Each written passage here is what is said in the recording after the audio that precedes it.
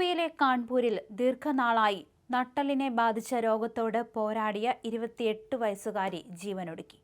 ആരെയും കുറ്റപ്പെടുത്താതെ തനിക്ക് നൽകിയ സ്നേഹത്തിനും മറ്റും നന്ദി പറഞ്ഞുകൊണ്ടാണ് യുവതി ജീവനൊടുക്കിയത്. വൈകാരികമായ ഒരു ആത്മഹത്യാക്കുറിപ്പിലാണ് യുവതി ജീവനൊടുക്കാനുള്ള കാരണം സഹിതം ബോധിപ്പിച്ചിരിക്കുന്നത്. കാൺപൂർ സ്വദേശിയായ വൈഷ്ണവിയാണ് മരിച്ചത്. 3 വർഷം മുമ്പാണ് ഇവരും റെയിൽവേ ജീവനക്കാരനായ ശിവവും തമ്മിലുള്ള വിവാഹം കഴിഞ്ഞത്. ദീർഘനാളായി പിന്നീട് നട്ടെല്ലിലെ ഗുരുതരമായ രോഗബാധയ്ക്ക് ചികിത്സയിലായിരുന്നു. ഒരു മകനാണ് ഇവർക്കുള്ളത്. കുടുംബത്തോടൊപ്പം എന്നും ജീവിക്കുമെന്ന വാക്കു പാലിക്കാൻ തനിക്ക് കഴിഞ്ഞില്ല. തന്റെ ഭർത്താവിനും വീട്ടുകാർക്കും നന്ദിയുണ്ട്. മരണത്തിൽ ആരും സങ്കടപ്പെടരുത്. ഇങ്ങനെയൊരു കുടുംബത്തെ കിട്ടാൻ ഭാഗ്യം ചെയ്യണം.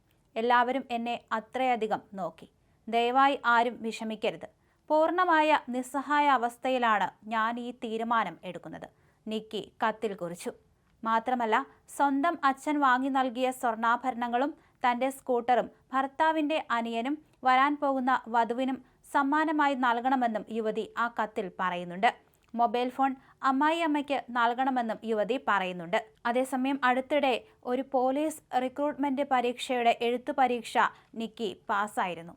അടുത്ത ഘട്ടത്തിലേക്കുള്ള തയ്യാറെടുപ്പിലായിരുന്നു. എന്നാൽ ആരോഗ്യസ്ഥിതി ഗുരുതരമായി തുടരുകയായിരുന്നു.